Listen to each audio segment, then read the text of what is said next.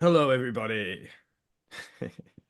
So this is what's this group called? Let's read. Yeah. I was going to say Brisbane Stoics for a second there. We are fairly closely associated though. Um we're getting rid of Meetup. That's neither here nor there, but and we're going to put everything in the Brisbane Stoics website. So I think we'll have a link to all this Let's Read stuff in there anyway. But this fortnight we read On the Firmness of the Wise Man by Lucius Annaeus Seneca. Seneca? Is that his name? I know it's Seneca. Seneca. Yes. Seneca. And I can't remember the dates. Judith would know, but he was around sort of he would have been born around the start of the whatever it is, AD BC switchover. He was like 01 or something, wasn't he? Or 04? Yeah, something like that. Yeah, there you go. And I looked at the I timeline. thought he died in 65 BC, but anyway, AD. It was AD. it was 80, wasn't it? Yep. Yeah. And he lived through a really interesting period looking at the timeline. There was Caligula, wasn't there? And there was obviously Nero, who he was the tutor to. There was Claudius, is that his name? There was some real nutters around when he was coming up. So it must have been a frightful time for politics back then. Do you have like bit of something to add to that, Judith?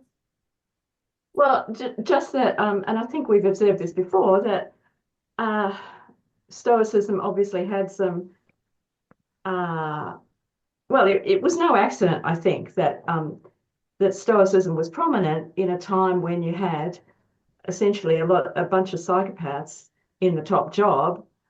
So yeah, I don't think the two phenomena are unrelated, put it that way. And in some senses, I'm sure Seneca's work uh, is is in response or is in conversation with what he was dealing with uh, on a daily, yearly basis, which is these very disturbed and tyrannical people in power. So that's kind of the context, I guess. I couldn't agree more. From my very brief reading around the background here, I noticed that his interlocutor, Serenus, the one he's writing to, is was a follower of Epicurus originally and was somehow, well, perhaps swayed by the influence of Seneca toward Stoicism. And part of the context, as you point to in this particular reading, is kind of a defense for why one should be active in political life, because the Epicureans would be saying, and apparently this is what the Wikipedia said, that Serenus had been contemplating getting out of political life because it didn't seem to fit like what a wise man, hanging out with all these psychopaths and stuff and dealing with all these crazy people. But obviously from this reading too, if you think of that context, what you were just talking about, Seneca is really giving us an argument. Well, it's worthwhile because we need people who are on the right path to be involved in politics. And anyway, if you take the philosophy um, as it's intended, it inoculates you against the kind of harm that the tyrants and other troublemakers can bring your way. Yeah. So, would you like to So say anything more about that, or shall we just jump into the text?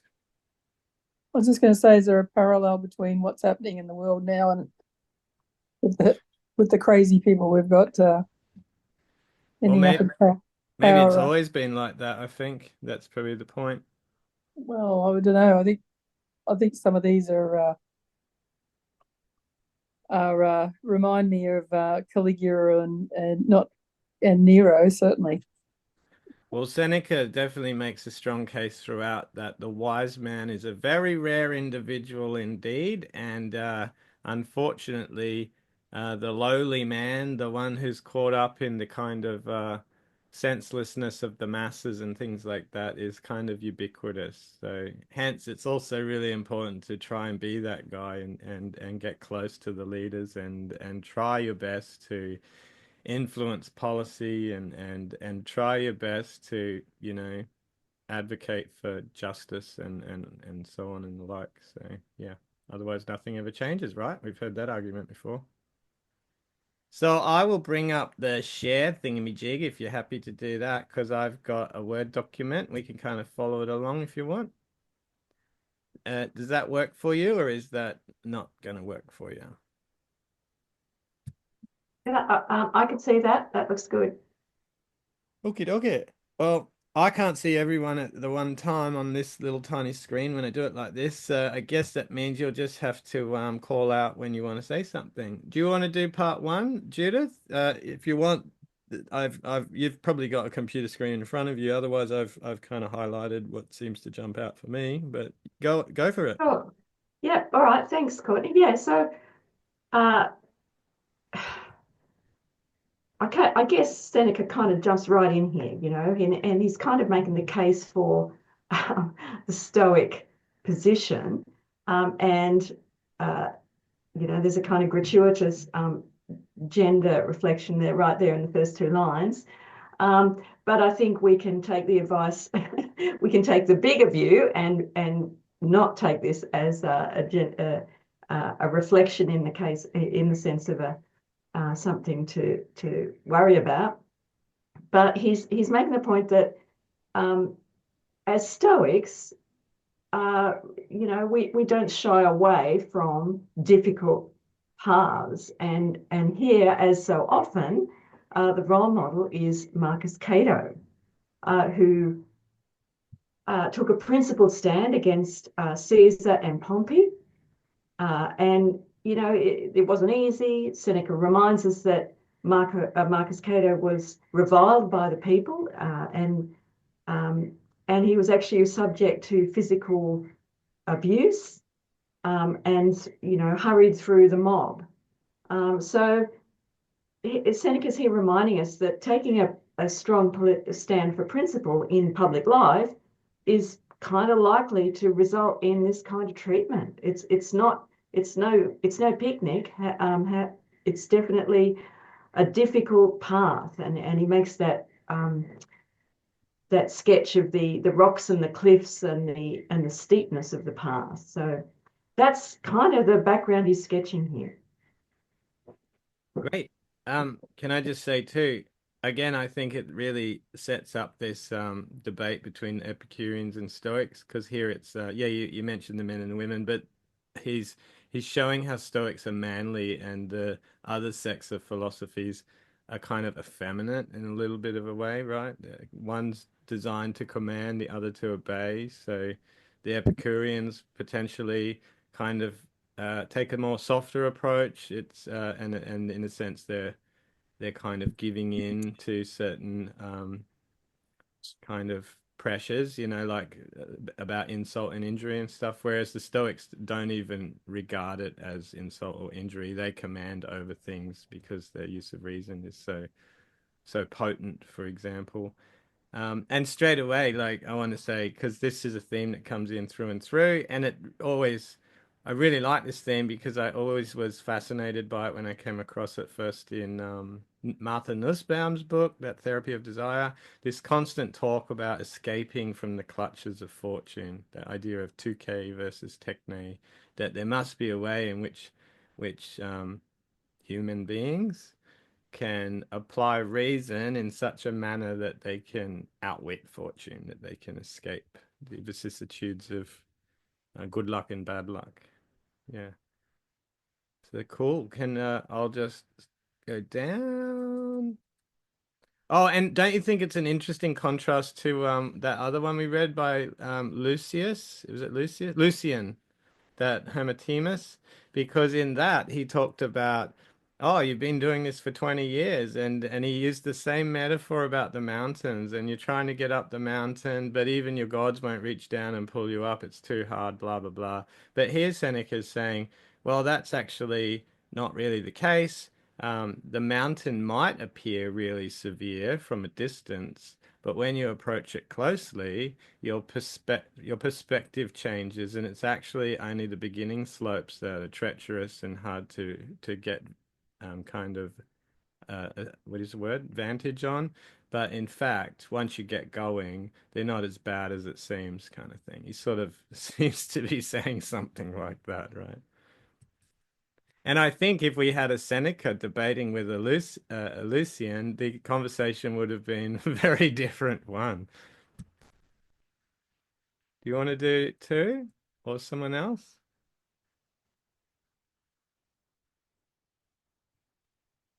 Well, I guess I'll start, I guess. Here, Seneca's introducing what's really the key theme of this work, which is that the wise man can receive neither injury nor insult.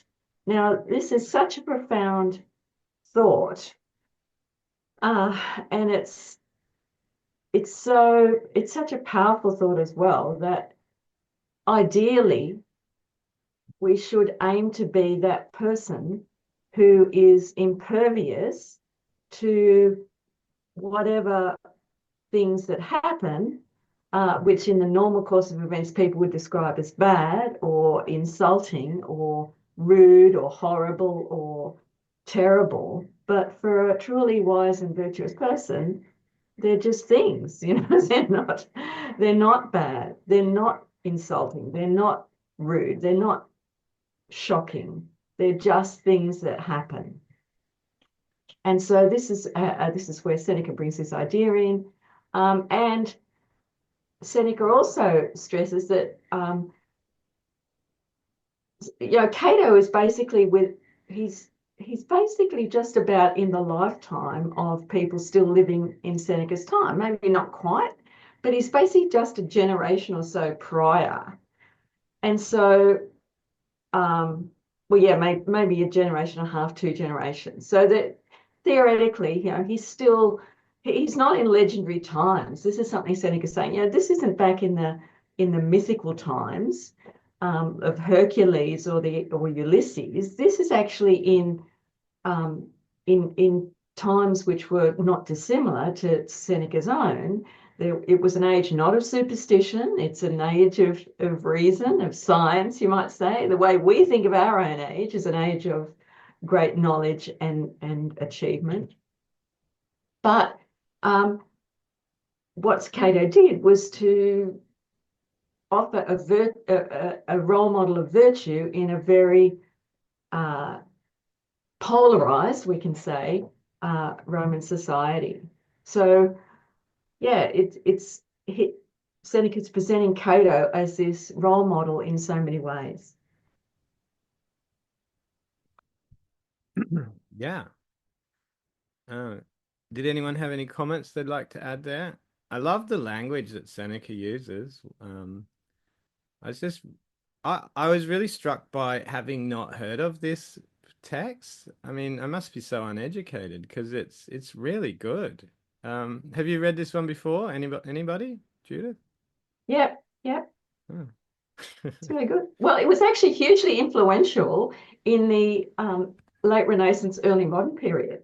And in fact, I'm pretty sure, don't quote me, but I think it was this text that John Calvin, the great Protestant reformer, I think a commentary on this text was one of John Calvin's early works. And that just shows how critically important it was seen as in terms of moral regeneration in a corrupt time. So yeah, this has always been a very significant text.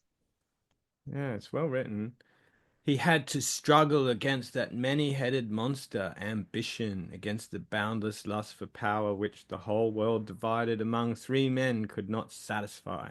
He alone withstood the vices of a worn-out state, sinking into ruin through its own bulk. He upheld the falling commonwealth as far as it could be upheld by one man's hand, until at last his support was withdrawn, and he shared the crash which he had so long averted, and perished together with that from which it was impious to separate him. For Cato did not outlive freedom, nor did freedom outlive Cato. That's gold, isn't it? It's great. But the 3 men referred to here is the first triumvirate of Caesar, Pompey, and Crassus. Yeah, it was Crassus, the rich guy. Yeah, yeah, that's right. So that was the three men with their ambition. And I think part of the reason why this text has always been so powerful is ambition is always with us. That hasn't gone away. All right, we'll scroll down. So the wise man is safe, and no injury or insult can touch him, he reasserts. And this, he kind of predicts what Serenus is going to say next, right? If anyone else wants to talk, just jump in. I can't really see you because I've got the share screen up. But yeah, just jump in. Basically, here though, he's sort of trying to guess what Serenus might put up as a kind of defense, as his typical Epicurean defense, perhaps. And he says, maybe Serenus will say this. These are the things which take away all the weight from your maxims. You promise great matters such as I should not even wish for, let alone believe to be possible. And then after your brave words, though, you say that the wise man is not poor. You admit that he often is in want of servants, shelter, and food. So the Epicurean defense is to raise all the paradoxes, right, that the Stoics tend to throw around a lot of. And they're probably easily misunderstood because they're kind of puzzles, right? You say that the wise man is not mad, yet you admit that he sometimes loses his reason, talks nonsense, and is driven to the wildest actions by the stress of his disorder. And here's a good one. When you say that the wise man cannot be a slave, you do not deny that he will be sold, carry out orders, and perform menial services at the bidding of his master. So I guess this is the kind of stuff that people throw up when they read Stoic texts, right? Well, hang on a second. Epictetus says you're free, but on the other hand, you can be a slave to another man. How's that possible? That's not freedom. So he's sort of setting it up so he can clarify what the Stoics actually mean by certain things like freedom.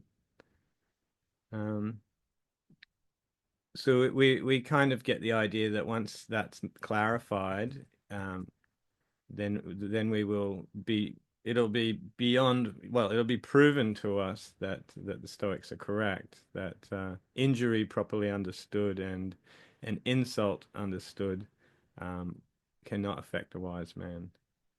Okay. So what comes next? Um, it has not been my object to decorate the wise man. Oh, this is Seneca's defense. So he's not just making this stuff up. Um, and he says, what? Will there be no one to tease him, to try to wrong him? There is nothing on earth so sacred as not to be liable to sacrilege. So yeah, of course people are going to, rip on the wise man or try to injure him.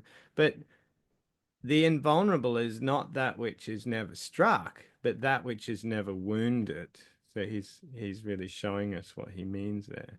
And that's really interesting, right? It's a good place to kind of say something about that. So it's not about a philosophy that makes you loved by everybody necessarily, where you won't find any enemies, but it's a philosophy that means that where you find enemies and they come to attack you, they may do everything in their power to injure you, but they never will be able to touch you. That's the kind of central theme of the puzzle, right? Yeah, that's right. And the idea is that everybody will experience these changes of fortune. I mean, that's a given, but it's letting those changes of fortune upset us, throw us off course, or wound us in a kind of a moral or uh, an emotional way. That's what we are empowered to prevent. That's what Seneca's underlining here.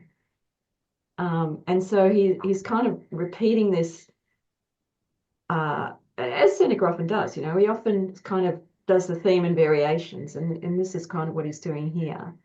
In this class, I will show you the wise man. Can we doubt that the strength which is never overcome in fight is more to be relied on than that which is never challenged, seeing that untested power is untrustworthy, whereas that solidity which hurls back all attacks is deservedly regarded as the most trustworthy of all? So I think here Seneca's trying to tell us that we shouldn't be comparing people, people who have who might not have faced great challenges with someone, as he's pointing out, the Stoic sage. He's saying the Stoic sage has faced great challenges. It's not that he hasn't had these things occur to him, because he has, but it's his response, which of course leads to him being invulnerable, unwoundable. It matters not, therefore, how many darts be hurled at him, since he can be pierced by none of them. Just as the hardness of some stones is impervious to steel, and adamant can neither be cut, broken, or ground, but blunts all instruments upon it. I'm not sure what mineral adamant is. I should have looked that up, but anyway. Oh, I know. Wolverine in the X-Men has a special metal encasing his bones called adamantium, and it's the toughest metal known to man, apparently. Through it, he can Well, there cut you through go. just about anything with it. Yeah. Fair enough. So it's kind of this organic imagery of something that's stronger than anything else, basically. And this is interesting, this image of the tall projecting cliffs which break the waves of the sea, and though lashed by them through many centuries, yet show no traces of their rage. So the mind of the wise man is firm and gathers so much strength that it is as safe from injury as any of those things which I've mentioned. Sidebar, it's often said that Marcus Aurelius in his Meditations never refers to Seneca. But there is a passage in the Meditations which I am sure directly refers to this passage in Seneca, because Marcus says something like, "Be the rock that all the waves break against." So I'm sure that's directly from here. 100%. That does not surprise me, because when I read that section, I just thought, wow, that is such a striking use of metaphor. It's so beautiful. So I could imagine Marcus would be also impressed by it, for sure. It's really good. Does anyone else have anything to add about that? Perhaps you agree, perhaps you disagree. Perhaps you have something else to add. Section say, it would be better, say you, if no one wished to do so. You are expressing a wish that the whole human race were inoffensive. Ah, yeah. So that would be an unrealistic wish, right? Which may hardly be. Moreover, those who would gain by such wrongs not being done are those who would not do them, not he who could not suffer from them, even if they were done. Nay, I know not whether wisdom is not best displayed by calmness in the midst of annoyances. Just as the greatest proof of a general strength in arms and men consists in his quietness and confidence in the midst of an enemy's country. So more of that. Okay, what's going on in 5? So there's a distinction being made between injury and insult? Yeah, so I think Seneca's pointing out that many think there is nothing more bitter than insult. People think that being dissed is pretty bad. People take great offense when somebody says bad things about them, or they think somebody said bad things about them. Thus you will find slaves who prefer to be flogged to being slapped, and who think stripes, that's the marks of being flogged, and death more endurable than insulting words. Now, this is actually really one of Seneca's brilliant psychological observations, I think. People will go through physical hardship more than they will, to some extent, more than they will go through being, as they think, insulted or verbally disrespected. And this is just how it is. People will undergo a lot of more significant difficulties than they will verbal attacks. And of course, in our age of constantly being in touch online, this is something we see all the time. And so to such a pitch of absurdity have we come that we suffer not only from pain, but from the idea of pain. Like children who are terror-stricken by darkness, misshapen masks, and distorted faces, and whose tears flow at hearing names unpleasing to their ears. So, and so he's pointing out, this is the situation we find ourselves in. People are very sensitive to verbal attacks. But then he reminds us, now wisdom leaves no room for evil. To wit, the only evil is baseness, that is, vice, which cannot enter into the place already occupied by virtue and honor. If therefore there can be no injury without evil, and no evil without baseness, and baseness cannot find any place with a man who is already filled with honour, it follows that no injury can reach the wise man, for if injury be the endurance of some evil, and the wise man can endure no evil, it follows that no injury takes effect upon the wise man.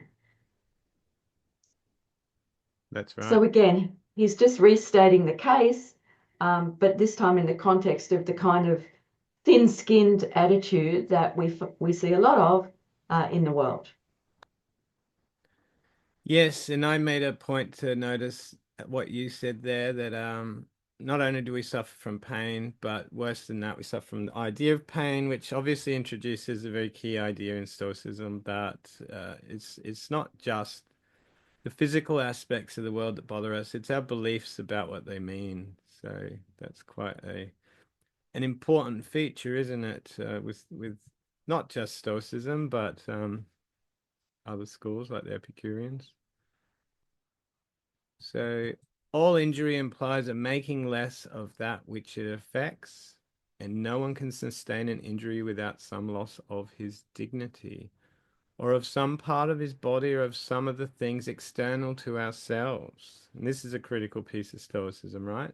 But the wise man can lose nothing. He has invested everything in himself. He has entrusted nothing to fortune. Has his property in safety, and is content with virtue, which does not need casual accessories, and therefore can neither be increased or diminished. Yes, Denise, you've got your hand up. I do indeed. I guess I just wanted a little bit more. I got a little bit this whole idea of this baseness and evil, and I sort of got a little bit lost in that how you can end up with no injury when there might be evil. And I was just wondered if someone could sort of help me through the logic a little bit, because I just got a little bit I mean, I like the idea that there's no injury and there's no insult, but I just found that the brain just couldn't take it in. It's very Socratic, isn't it, Judith? Would you approach it from that point of view? Because he does use the similar thing later on about justice, so justice has no part in injustice. It's a very Socratic kind of way of doing logic. Um, do you wanna explain it, Judith? Well, yeah, I mean, I think you're right, Connie. Basically, yeah, it is Socratic, but I think the best expression of it is in Marcus Aurelius, where he says, uh, it's in 2.1. It's not the more famous bit of 2.1, but it's in there, where he says, no one can implicate me in bad things, essentially. So even if someone's trying to involve me in their bad things, they can't, because I'm not involved in their bad things. I'm not involved in their wrongdoing, essentially. And I think that's such a powerful idea that if a person's doing the right thing, it doesn't matter what the people around them are doing, and if the people around them are trying to involve them in unworthy doings. That, I think that's what Seneca's getting at. If you're doing the right thing, then it doesn't matter what bad things people are doing around you. Their evil, their baseness can't impinge upon or involve your doing the right thing. So he says baseness cannot find any place with a man who is already filled with honor. If a person is surrounded by people not doing the right thing, that doesn't matter as long as they are doing the right thing, because their right doing will not be implicated or involved or contaminated.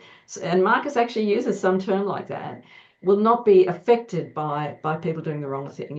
It's chalk and cheese, essentially. I think that's the idea. Yeah. So if someone's torturing me to do something nefarious, then if I'm a virtuous, honorable person, and I'm not not getting caught up in that, is that what they're sort of saying, that you can go to that extreme? Yeah, they are saying that. They're saying you'll experience pain, but you will not be injured. Right, right. So an example that Socrates gives is goes something like this, and it's at the end of the Euthydemus and elsewhere. So for time's sake, I won't go through the whole Euthydemus thing, but it basically says after this long proof, he says, "So wisdom is the only good, and ignorance is the only evil. Everything in between, all external things, are indifferent." So what you've got here is a similar formulation.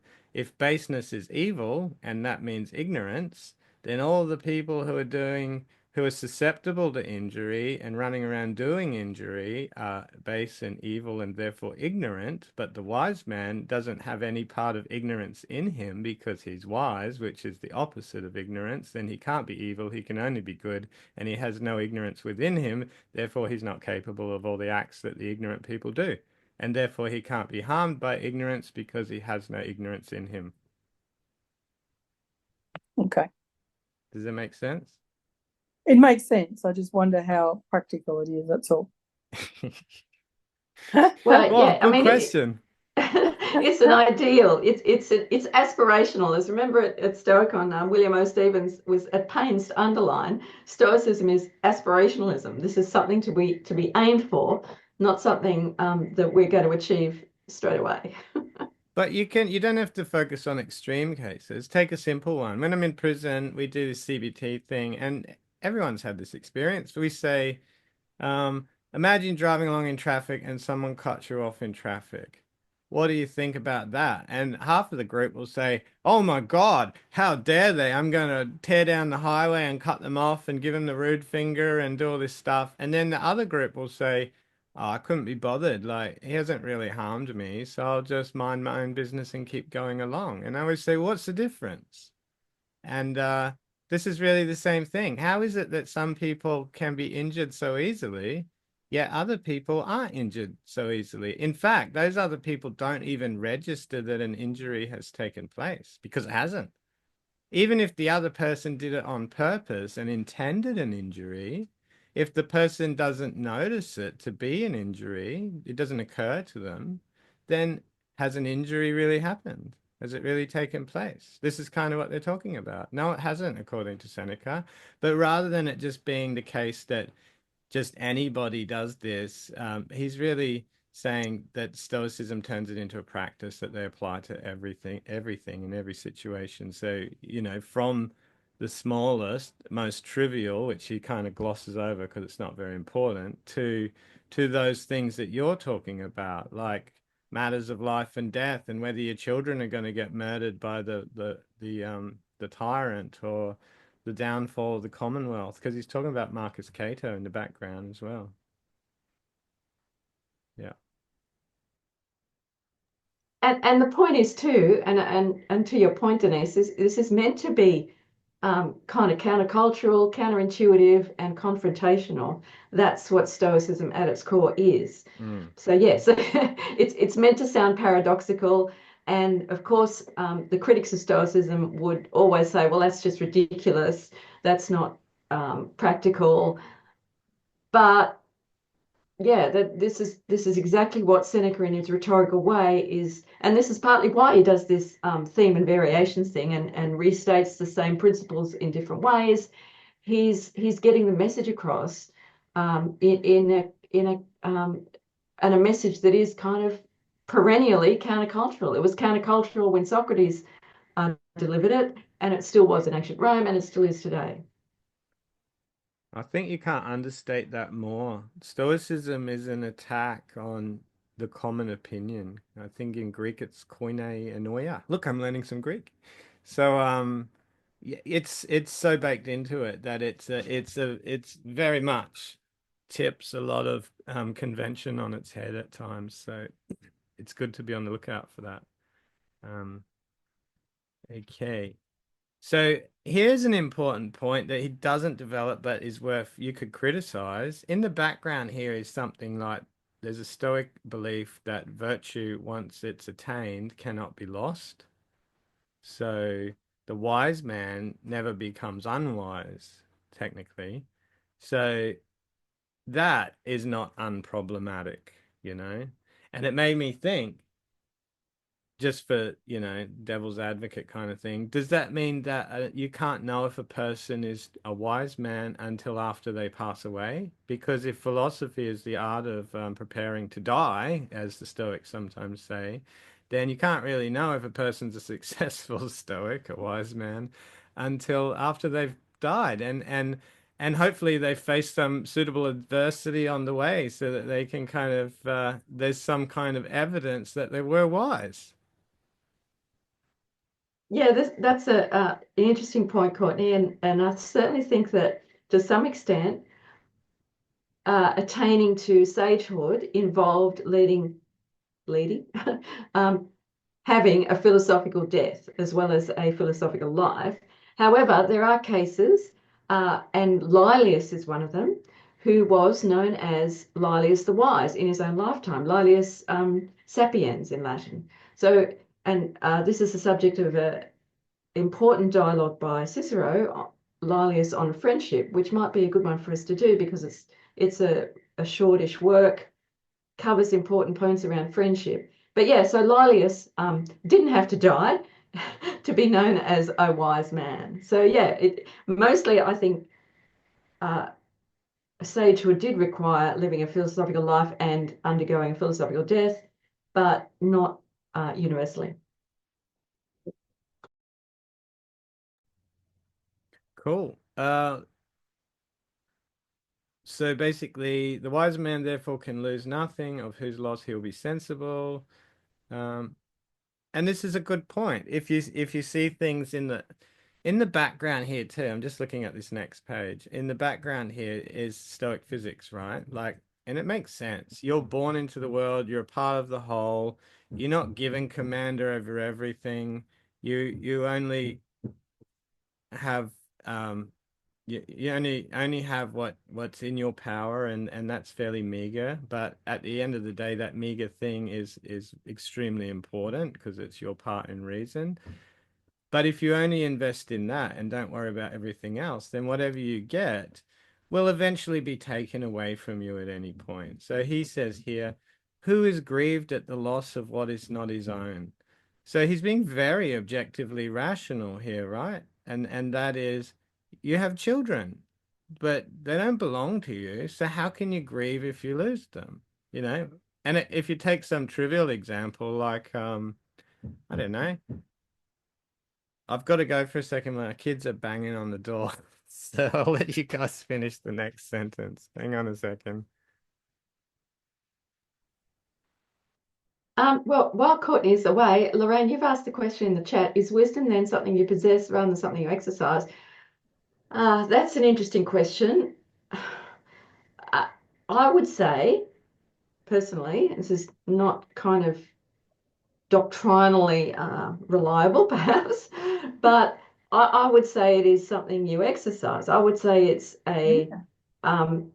it's a skill, it's a virtue, it's something you deploy, right? It's not a possession. It's a verb rather than a noun in a sense. Yeah, that's my view.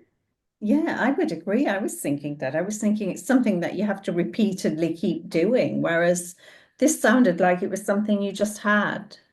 Okay. Well, yeah, and again, this could be to do with the translation. I haven't checked the Latin here as well, so that there's always a possibility that the translation's a little bit misleading.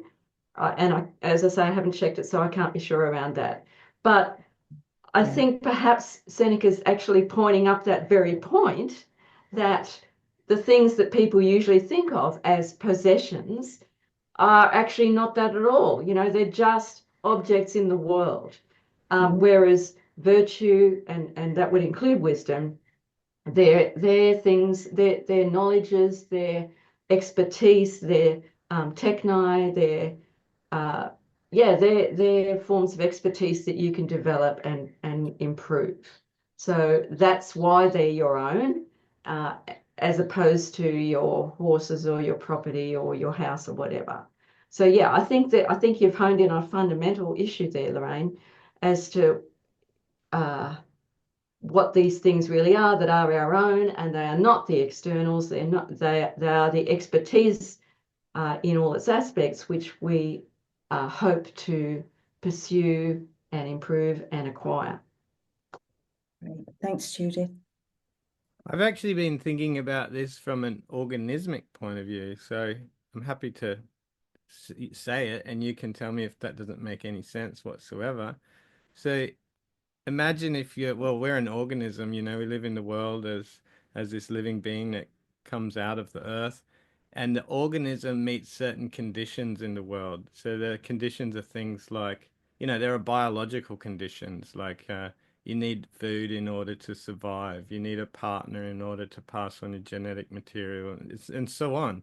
So then these adaptions or these kind of efforts to survive kind of rise up out of the organism. So it has capacities to cope with these conditions. And so within it, it's driven to meet the conditions that it meets in the world because it has been made by nature to um, desire to live, basically. It's conducive towards its own self. It wants to live, it wants to survive, it wants to grow. In the background here is the idea that everything that comes out of nature has been fitted to nature in some way so that it has all of the adaptive tools and the capabilities to do well. Um, so basically, the human being is no different from plants. Like, just as a plant has capacities to convert sunlight into sugar and so on, and use osmosis to attract water into its roots, the human being has innate capacities in which it can make use of whatever it's given. So those things start off as biological only because we have a human body, but they develop in the course of the rational development of the human being to become um, these kind of things that equal wisdom or virtue at the end of the day. So and in particular, if we think about it, it's a rational understanding that these conditions are imposed upon us and that that's not a terrible thing, but rather it's just part of nature. And in fact, proving how providential things are, we have actually been gifted by nature with innate capacities to respond to any difficulty that's given to us in a way that renders those difficulties null and void, actually beneficial to us because they become learning experiences in which we hone those capacities and develop them and become more able and kinder and better at helping people and wise, in short. So does that make sense? I think the organismic kind of metaphor helps to kind of ground it.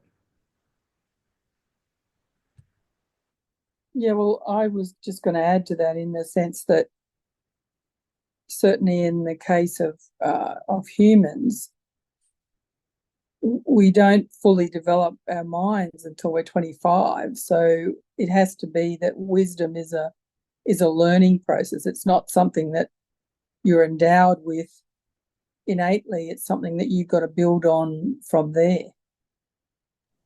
Totally.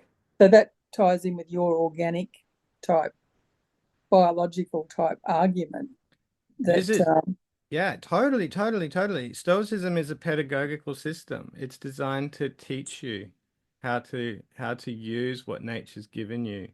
It's designed to stop you from falling into the traps that the senses kind of trick you into thinking, that the masses have kind of developed into social practices. It's designed to make you think more like an organism, basically, and go, no, no, no, no, no. I'm in a world that has gifted me all the necessary tools I need to render myself immune from the vicissitudes of fortune. The only thing that matters is the use of my capacities. That's the only thing that matters. Everything else is just stuff that appears and that will disappear. Even this too shall pass. Even the human body is just like a piece of ripe fruit that's fallen from the tree and is slowly rotting away on the forest floor. I don't know that I like that analogy, but anyway. Do you agree with that, Judith? Would you add anything to Yeah, that? 100%. And absolutely, Courtney, you've kind of honed in on again what is part of this. This is the latest cosmology. This is the very latest in thinking about the origins of rational life is around uh, organisms at a very primary level uh, having essentially these capabilities again, as I say, a limited level depending on the simplicity of the organism, but appropriate to that organism's organization is a form of capacity, as you put it, and sufficient to develop, and ultimately it's for animals and for humans, it's been the exercise of rational capacity which has been adaptive, which has ensured our development and survival. I think 100%. I think that's definitely a reasonable way to think about it. Thanks. And Denise, you were saying, well, this is a system that encourages learning. Well, that's exactly what it is. So and that's what Seneca says here, right? In the next, not right in this bit, but a bit later on. And this, what he says is marvelous because it's something I've thought, but I've never seen it in writing before. And he has it in here where he says, people behave like children because they haven't developed their rational capacities. So you meet a person with gray hair and they're 60 years old, and you're astounded that, you know, they seem so childlike, you know, with their use of reason. And in a way, he says, I'm jumping ahead here, but he says, why would you be offended if a 5-year-old swore at you or stole something from you? You would kind of probably laugh and think, what a naughty little child, you know? And he's saying that's how we should approach it. So in a way, it potentially suggests, well, it does. He actually directly suggests that rather than letting them get away with it, we need to educate them. He does say you could punish them, not because you're angry, but because you want to prevent them from doing it again to other people. But, you know, we've changed a little bit as a modern kind of group. You might, instead of, I don't hit my children, for example, I've found more creative methods for punishing them. So yeah, we don't necessarily have to abuse other people. We can actually find all sorts of ways to treat them, so long as we don't get offended and injured by the thing in the first place. You know, that's the obstacle. But there's this definite idea of development in the background, and that, you know, if you're a well-practicing Stoic, a Prokopton, you might know more than the other person knows about what it means to be a human being and how to use your capacities to do well. So do so and stop blaming them. I just wanted to revert back to this passage for a minute, which is quite important, as it turns out, for Stoic theory. So this is Stilpo. So Stilpo was this famous philosopher, and his city was attacked by the famous Macedonian, or one of the successor kingdoms to Alexander the Great, essentially. So Demetrius Poliorcetes. Poliorcetes was his nickname, and that meant the besieger of cities. So he had this name as a besieger of cities, and obviously that means he brought disaster and bloodshed to all these cities in the Greco-Roman world. And that was his claim to fame, right? He was an attacker and a besieger of cities. But he comes up against Stilpo, this philosopher, and who comes out on top, basically? What has Demetrius done? He's brought misery to these towns and cities, flash of swords on all sides, plundering soldiery, flames, blood, ruin, um, buildings demolished, everything gone. And Stilpo is not, he's not affected because everything that he valued was with him. Behold, said he, I'm here to prove to you that although under the direction of that destroyer of so many cities, walls may be shaken by the stroke of the ram, that's battering rams, lofty towers may be suddenly brought low by galleries and hidden mines, and mounds rise so high as to rival the highest citadel, yet that no siege engines can be discovered which can shake a well-established mind. Oh yeah. And it's a kind of a very strong statement against mindless bloodshed and war, essentially, isn't it? Right? It's, who's the stronger person ultimately? Absolutely. And there's a kind of fatalism here, of course, that the world's gonna have these things happening. It's terrible in a certain sense, but we're all gonna die anyway, right?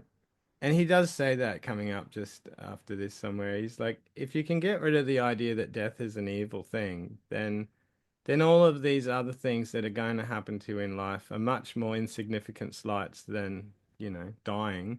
So if dying's not that bad, it's just something that naturally occurs to a living being, then all these other things are just things that happen along the way. It's funny, I'm just reading Steve Pinkerton's Steve Pinker, oh no, whatever his name is. Yeah, Steven Pinker. Yeah. His book, well, it's about violence, basically, the violence of humans. And basically he's saying that we're less violent. Like when you read that about that, the fellow that goes around besieging towns, that's what it was like. People just marauding around, killing willy-nilly. Whereas now it's probably more covert. But anyway, I'm being but yeah, he's basically saying that we have moved down the track a bit. The better angels of our nature. Yes, it's a very long book, Denise. I didn't finish that one. Didn't you? It's very long, isn't it? It's like, is it 700 pages or something? Oh yeah, he did say. But I've only just started, Judith, and he's got all the stuff out of the Bible about all the, like he's saying, why would you base your beliefs on the Old Testament, where all it was just war after war after war. And anyway, I've only just started reading it, but I just thought it was interesting that we like he's saying, we don't condone genocide, and we don't condone a lot of the behaviors that were perfectly normal. If you didn't like your neighbors, you just obliterated a lot of them. Yeah, I think while I think Pinker's positions can be questioned in terms of, well, yeah, I think some of his positions are questionable, but certainly I think he's right to the extent that that I think he actually quantifies like the wars from 500 years ago as through to the last century, I think, or something, and yeah, it's evident that, well, certainly since the Second World War, we seem to have done a bit better with that. But yeah, yeah, it's whether his overall positions are kind of justified is a bit hard to say, I would think. But yeah, he's certainly got a point about some parts of the past. Well, I think what he's saying is that we are a little bit more enlightened in what we're doing. Not necessarily that it's stopped, but we don't really condone it, is what he's saying. Whereas back then, it was perfectly fine to go and obliterate a whole town, or anyway. Yeah, but they did do it personally. Sorry? But they did do it personally back then. It was a very close sort of thing. They didn't bomb each other. They couldn't. I'm sure they would have if they could have. Well, they did have terrorism where they, burnt down churches with people in them and all sorts of things. So, but yeah, I mean, he would argue that even with all the weapons we have, we are less warlike, I guess, than back then. Anyway. Just shows you TV does not cause violence. They were wrong. That's So, true. That's so true.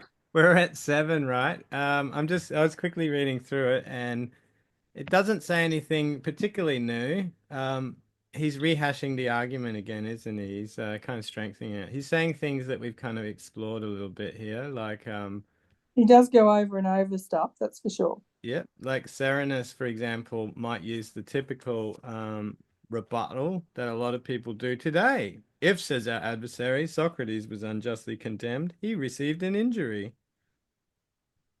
We've heard that one before. At this point, it's needful for us to bear in mind that it is possible for someone to do an injury to me and yet for me not to receive it. So he's going to clarify this.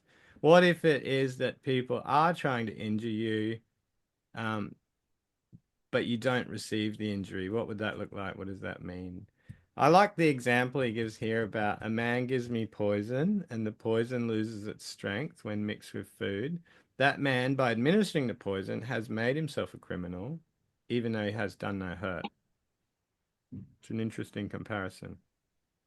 Yeah, you can see that there's probably some interesting rhetorical thought experiments in the background here, and probably to do with the legal system.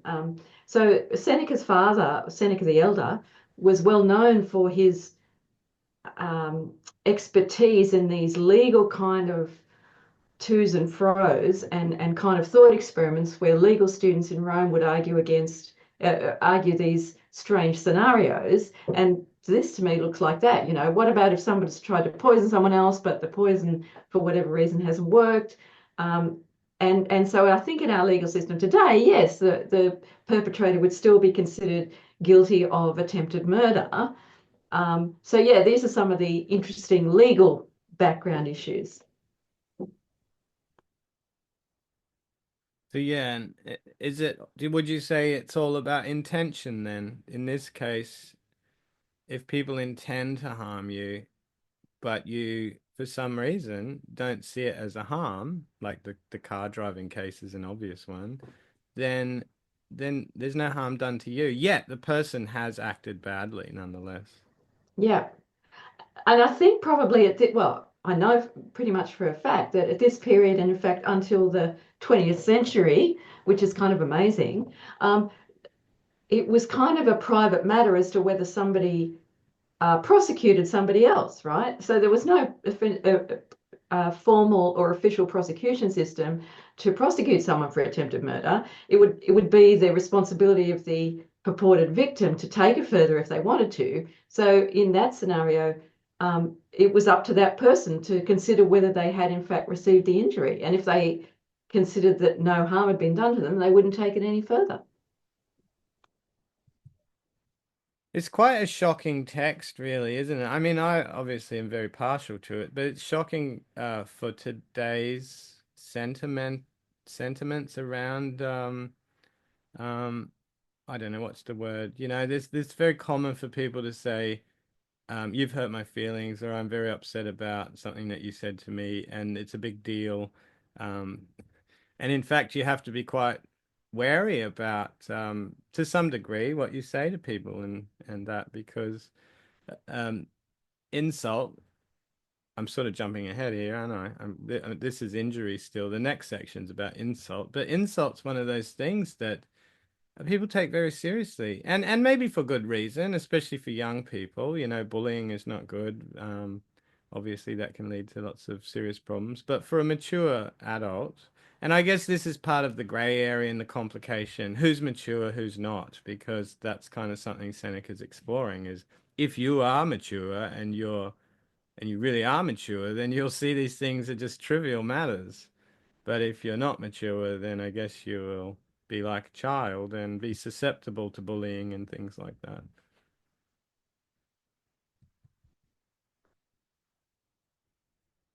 But I don't think I'll bring this one up with my counseling colleagues because they would not appreciate. They would call this just patriarchal nonsense, probably. Anyway. But I mean, to that, Courtney, do you think there's any space for introducing ideas around,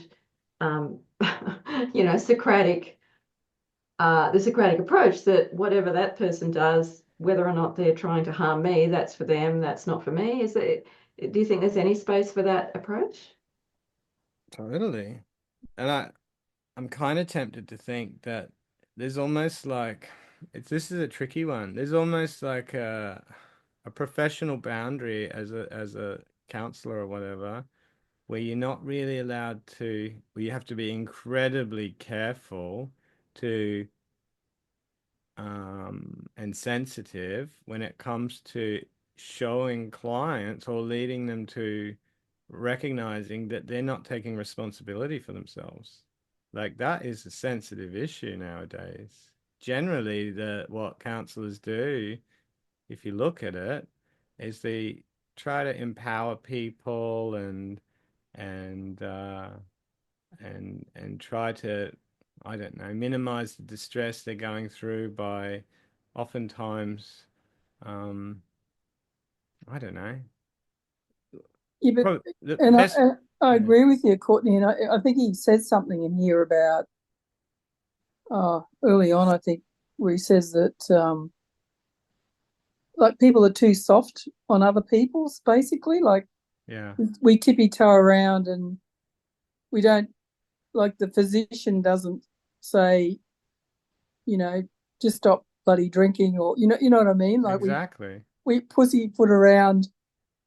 What if in therapy you could say to someone, um, the problem with you is that you're not taking responsibility for yourself, and you need to step up and be the kind of person who contributes or and completes their duties, like Yeah, yeah, yeah. meets their obligations to other people.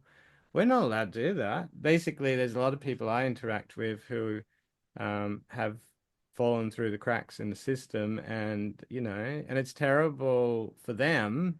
They are, in a sense, victims of disadvantage, but in another sense, they are they're all having children, and they um, do drugs in front of them, and their children end up taking drugs, and it creates a cycle. Like at some point, you have to say, don't do that in front of your children, be a good parent. You know, that sort of, does that, I know it sounds really unfeeling because the other side of the argument, which tends to get bashed over our heads, is no, these people are victims. You have to advocate for them because, and it's true. It's a difficult balance. Anyway, shouldn't get into that one. But yeah, there was something early on where he sort of says, and I thought that is so true, that we can't just say to them, just be the wise person, Yeah. work on your virtue. No. What would it take if we really wanted to improve the quality of our relationships? I'm not talking about sick people, but just people in our lives, our relationships, our partners, and that. What would it take for us to not pussyfoot around, but not be cruel or mean, and say, I've got something on my chest and I need to get it off my chest. I need to tell you what I think, you know, would help you be a happy, more functioning person. And you might not like what I'm going to say. I mean, why can't we do that more often? That often, maybe you guys do that. Do you do that in your relationships? I find that is often doesn't go down too well. Well, I think we should actually in schools conduct some virtue education, actually say self-control is a really good thing and it will help you get up in the morning and go to work because when you finish school, you will need to get up in the morning and go to work. Um, anger is a bad thing, Anger management is an absolutely crucial life skill. Jealousy, there's another unproductive emotion. If you're jealous of someone down the road because they've got fancy sneakers and you don't, that's pointless and and will just lead to trouble. Why can't we say these things in schools? Why can't we start with kids saying, look, these these things that we call virtues, or we called virtues in a previous culture, we might call them values today, but what they are is absolutely fundamental life skills. And if you ignore them, you will, or if you disregard them, 100% guarantee you will be worse off. I don't know why we can't say that, or why we can't do something about that. Because they would say that you're bullying. Well, Maybe, yeah. the anger one really grates me because I do these psycho ed classes, and one of the topics is anger management, and I hate it because the content is all about that anger is a justified emotion, and then it Oh, has, what? yeah, everyone teaches, it's very Aristotelian, I guess, that anger is motivational, that, anger's good. Anger creates change in the world. Anger's a good thing. You just got to manage it. You got to be moderate.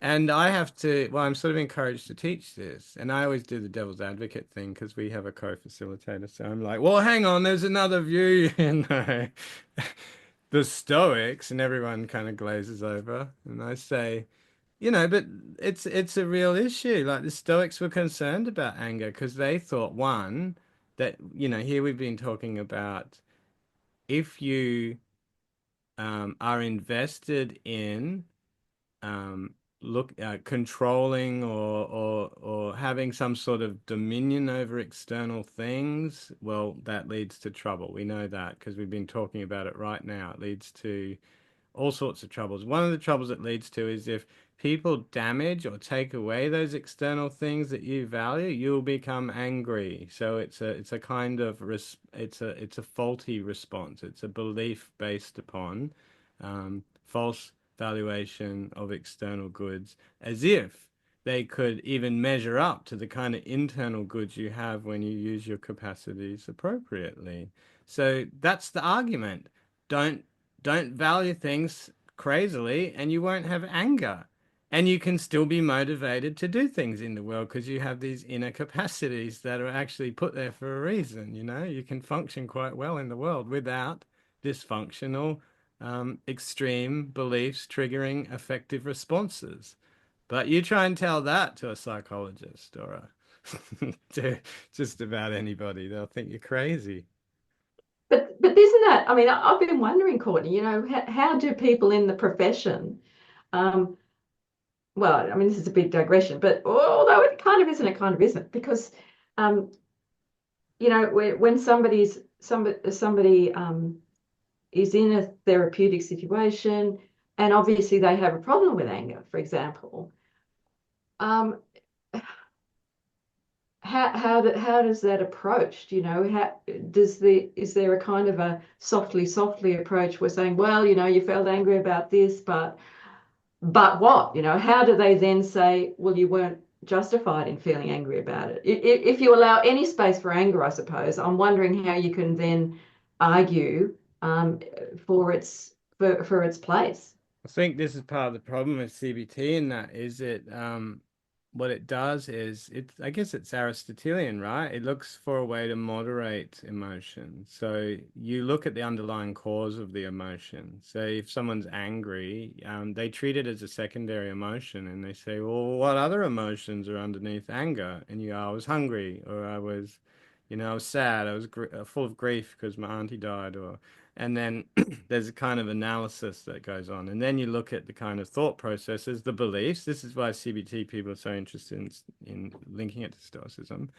But they fall into the same problem, these Stoic, some of these Stoic CBT types fall into the same issue because they want to valorize the emotions. They want to say the emotions are there for a reason. It's just that we got to learn to moderate them. That's what they want to do. And they say things like, look, you got angry because the guy cut you off in the car, but what was really going on was you had a toothache. So next time you got a toothache, and you get the feeling that you want to lash out at other people, you become aware of that and you challenge those thoughts. That's what CBT does. Is it fair? Is it appropriate to get cranky at other people? It doesn't address the root issue. That's the problem. So you end up there's a lot of reports that CBT has a lot of relapse rates, you know. People do this stuff, it works for a while, it gets them back on the road, but does it really stick? That's the question. Probably not, because you haven't treated the problem, which is the passions in the first place. They still think they have to find a way to accommodate unruly emotion.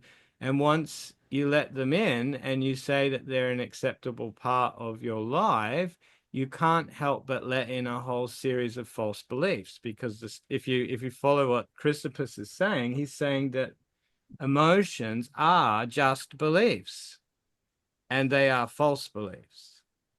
So you can't rescue those kinds of emotions without at the same time allowing false beliefs to be in the door.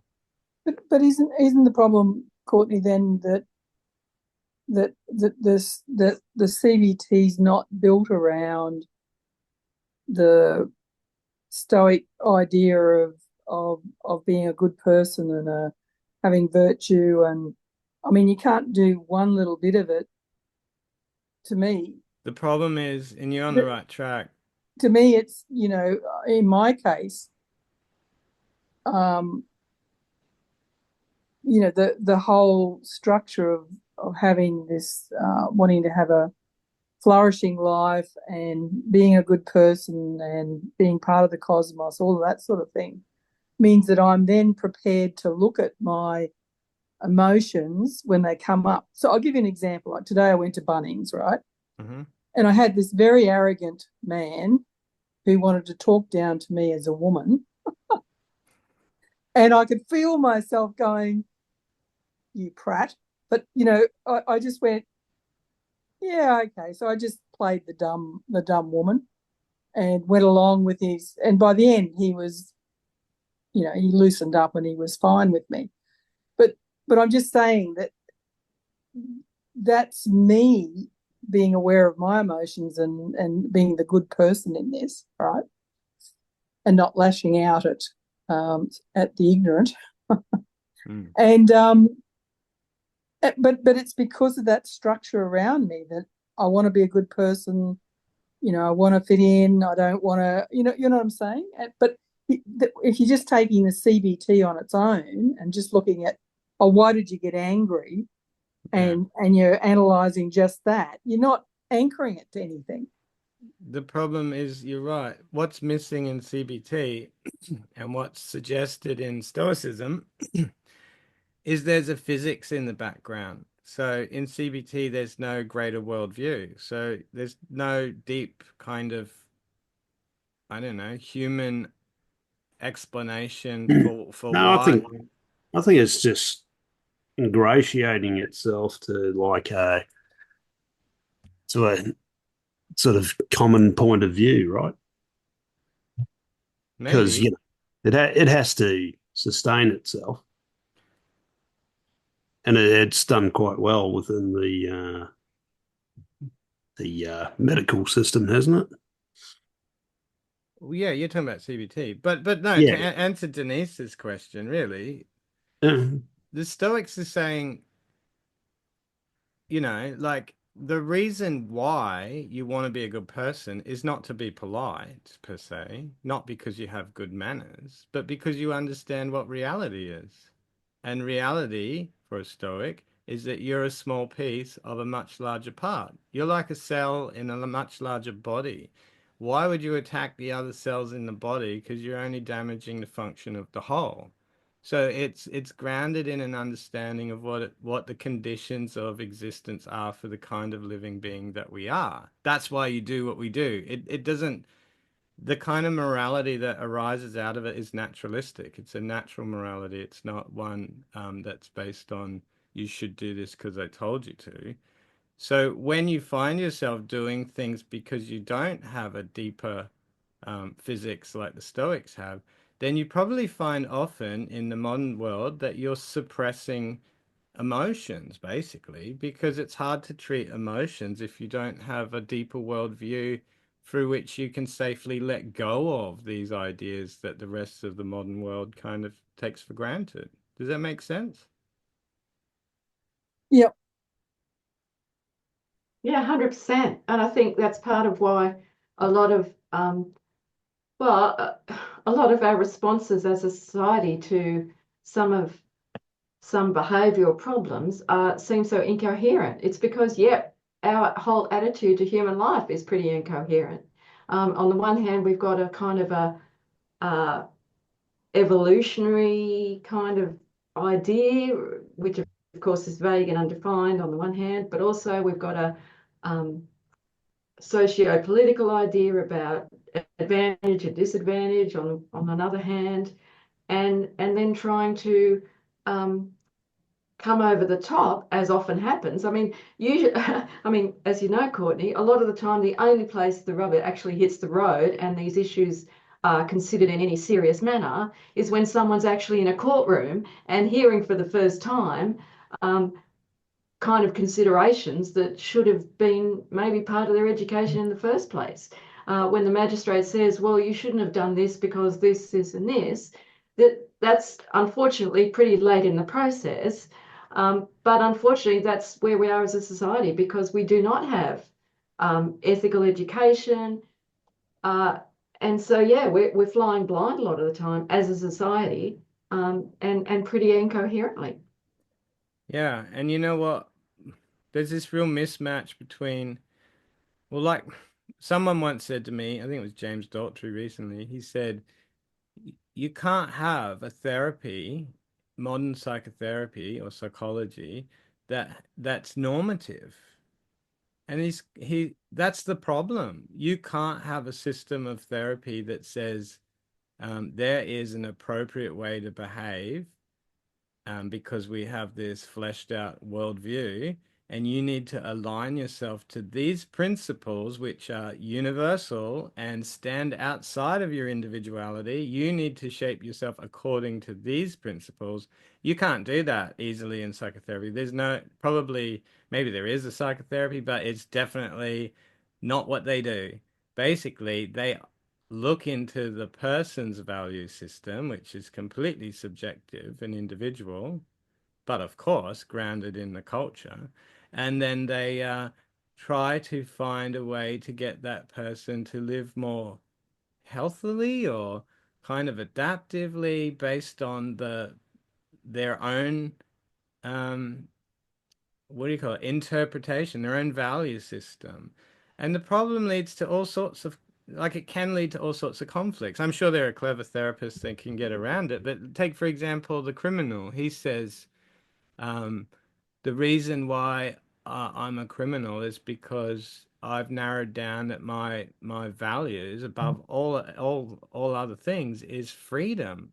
And I got to live by my principles of freedom. I won't obey the law. I won't let anyone tell me what to do because freedom is my value. It's the most important thing to me.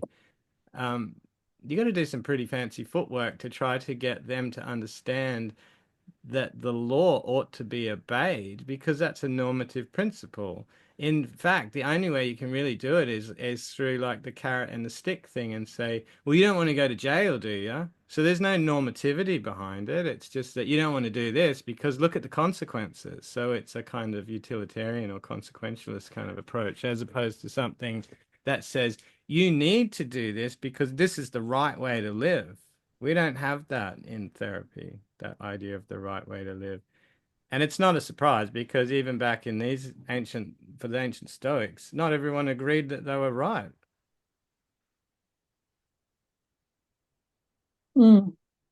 Anyway.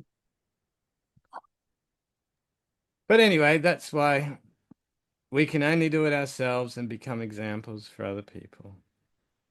Where were we up to? And so towards the end of the section, Seneca kind of cuts to the chase, right?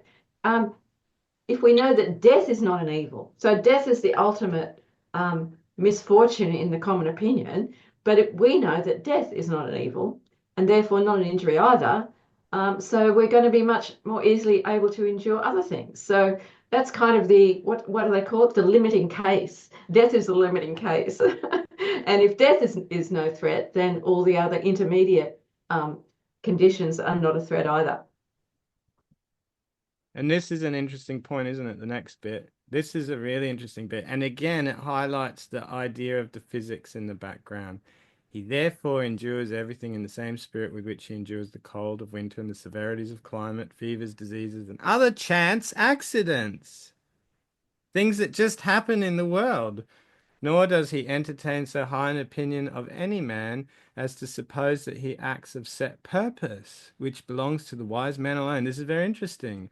All other men have no plans, but only plots and deceits and irregular impulses of mind, which he reckons the same as pure accident.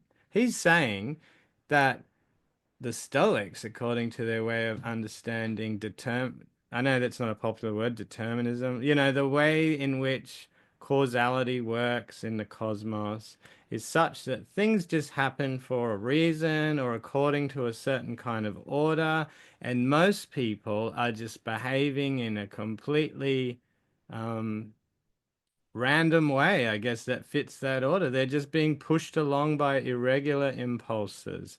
It's only the wise man that can kind of escape that kind of determined cause and effect response, if you like. I know I'm being a bit simplistic, but that's interesting. He's saying other people are behaving just as if the weather is behaving the way the weather's behaving, or as just as if, there was a lightning storm. It's about the kind of natural equivalent of somebody being mean to you at work. Yeah, and isn't that interesting how he says, and this is, of course, his amazing rhetorical skill, but he says all other men have no plans but only plots, right? Because most people would think that plans were kind of plots, but he's saying no, they're not. They're just these entanglements, like I suppose, molecules getting entangled with each other. Um, he's saying most people's plans are just like molecules getting entangled with each other, the things that happen in the cosmos. And this idea that for Stoics, causation is not necessarily what we might think like this temporal sequence of things happening in order. No, they're kind of co-created or co-caused in this matrix of influence and interaction. It's all happening all at once. And so when the person of ill will thinks thinks they're doing something wrong against us, well, actually, no, they're just part of this general matrix. Yeah, absolutely. So if you're being objective, which is the Stoics calling you to do, to accept the conditions of life, that it is to be this kind of being in this kind of world with these particular conditions in order to live at all, then it means that do you get upset when it's a rainy day? Do you get upset when it's a little bit hot? Well, if the answer is no, because you can clearly see that would be ridiculous, then it's ridiculous to get angry when somebody else is being rude or trying to injure you because it's the same kind of thing.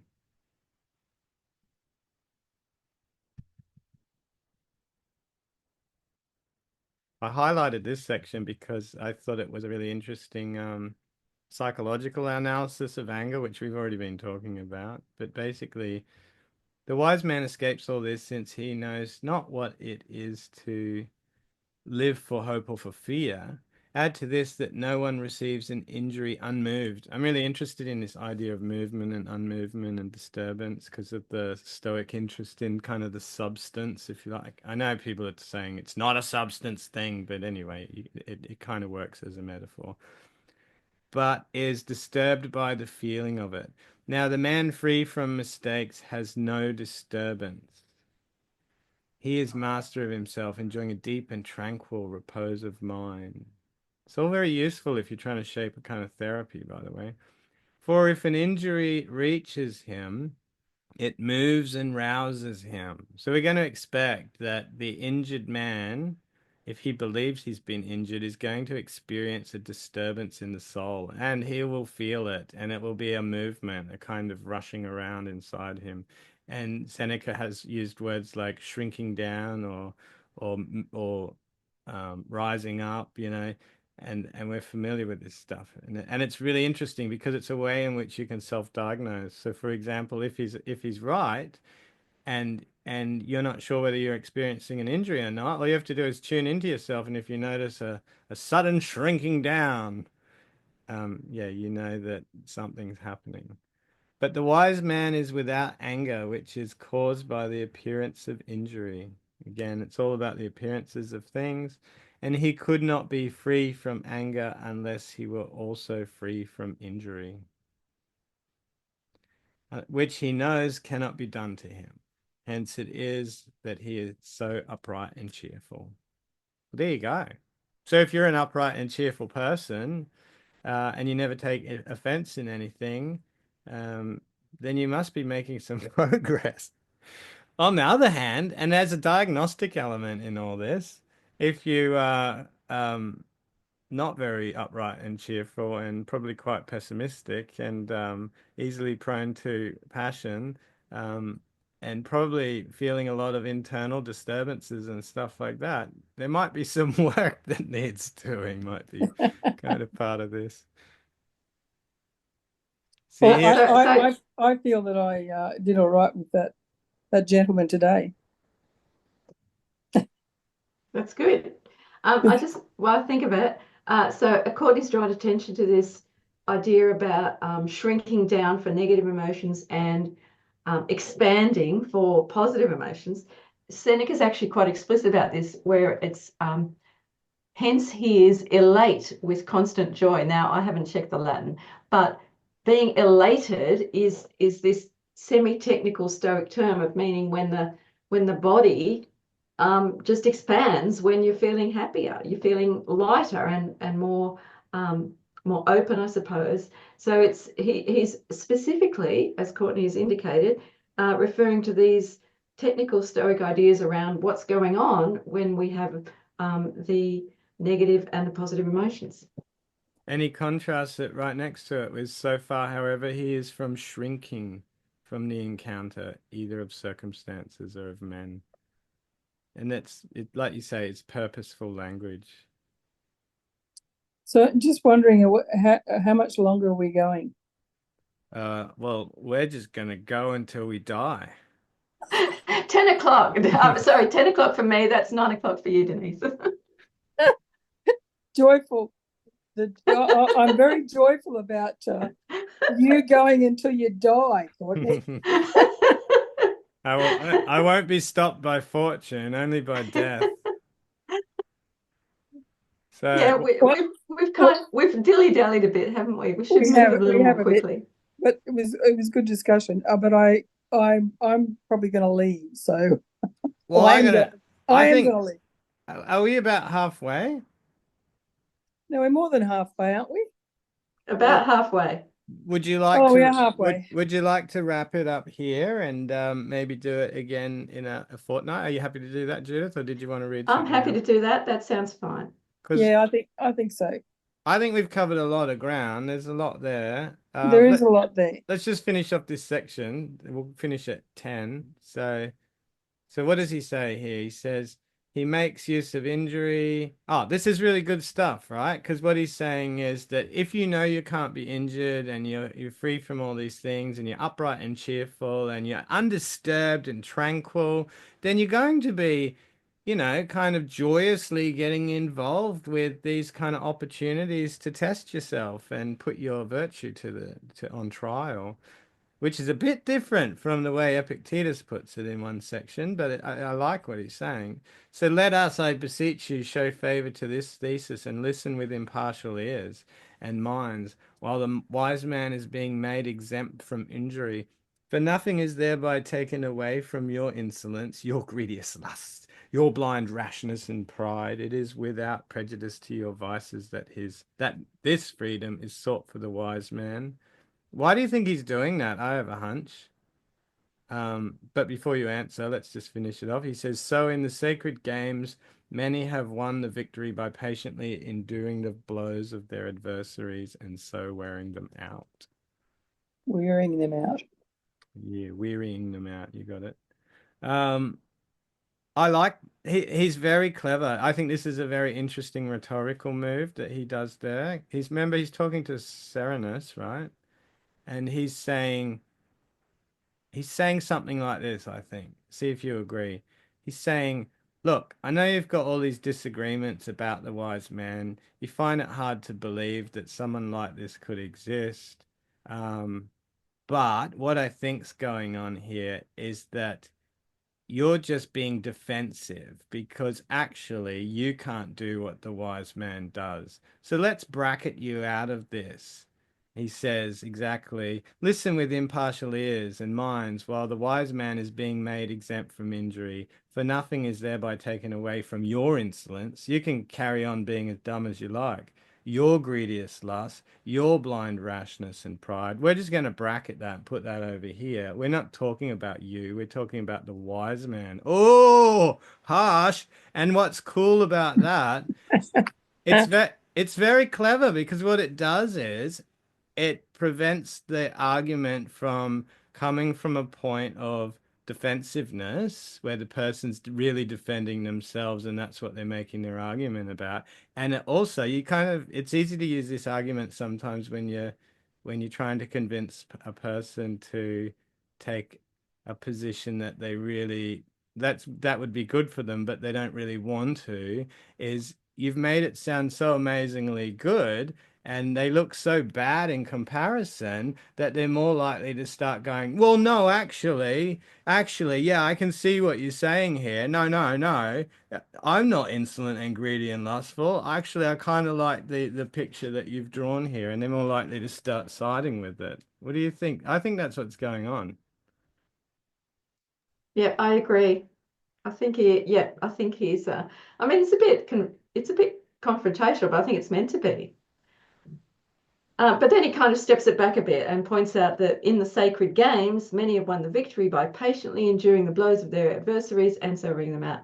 So he says the wise man belongs to this class of patient people, people who just, keep going, keep stepping along and keep at a certain pace. It doesn't have to be dramatic, basically. In fact, it's better that it isn't dramatic. It's just the wise man is going to be going along and acquiring and developing their strength. Mm. It's good stuff, isn't it? I'm really enjoying it. So we'll wrap it up there, but why don't we close with just a quick review of what you guys actually think about it so far.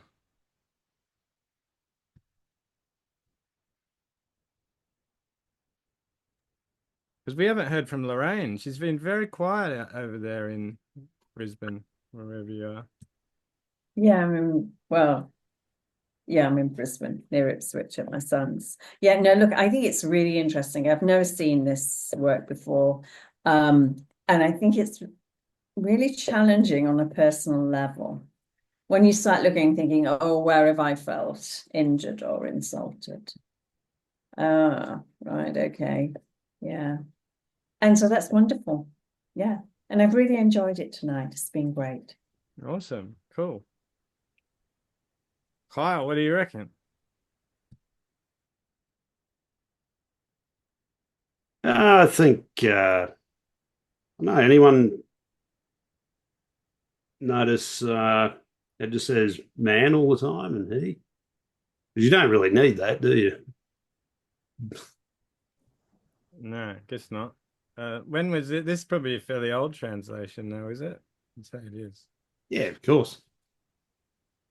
Don't get me started, Kyle. Don't get you started. What do you think? I find all of them very frustrating. That it's and it really got me going from the start when he was talking about, one's born to command and one's born to obey, and I went, what the? Yeah, that. I nearly went, No. I don't know that I want to read this. Yeah, Okay. but that's the way things were. Absolutely, absolutely. And I know that the philosophy is I like the philosophy, and so I have to ignore the fact that it's the history of building our societies around male genitals. But anyway. Well, you'll be glad to see it's changing. I don't know if you can see this, but Charlene sent me this today. A woman's Yeah. written a book called The Stoic in Love, Ancient Wisdom to Make Dating, Domestic Boredom, and Breakups a Bit Less Terrible. So don't worry, you women are doing wonderful things for Stoicism. We're trying. So yeah, Anyway, touche, huh? So did you have fun, Denise? Do you have anything to add as we wrap up? I really like the whole concept of injury and insult, and I think a bit like Lorraine, thinking about how many times you have got insulted when really why? Like, how stupid is that? Like, it's like, and but I guess I would think that's a development thing too, because I remember when I think about it, like up until your 30s, you're trying to fit in and you want to be part of the mob, and so you'll sort of bow down to stupid things. By the time you get to 40, it's a bit like, but I think that comes with age.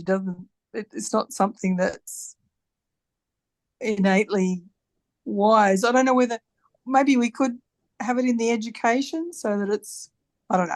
I'm waffling, but I'm just saying that I really like that idea of injury and insult and how he really dove down into that.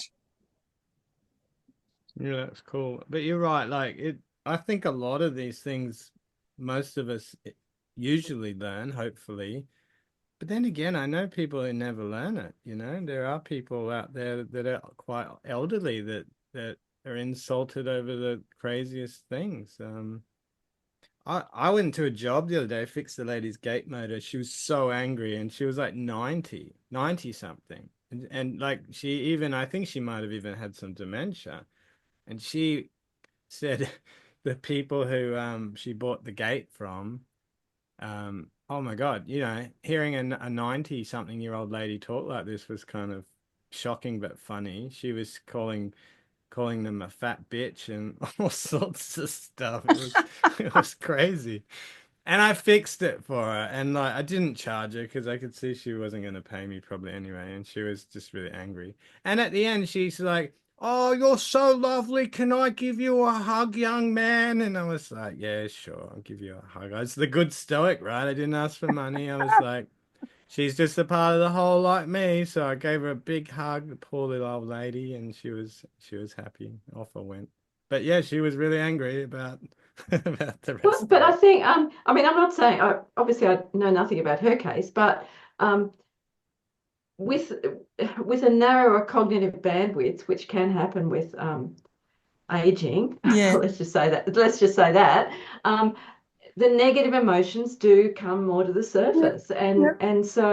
that's again why those of us who fortunately are in full command of our rational capacities should be using them to the full extent that we possibly can to be more understanding and to be more social. Yeah, and while we can, right? But I think there's Yes. two things going on there.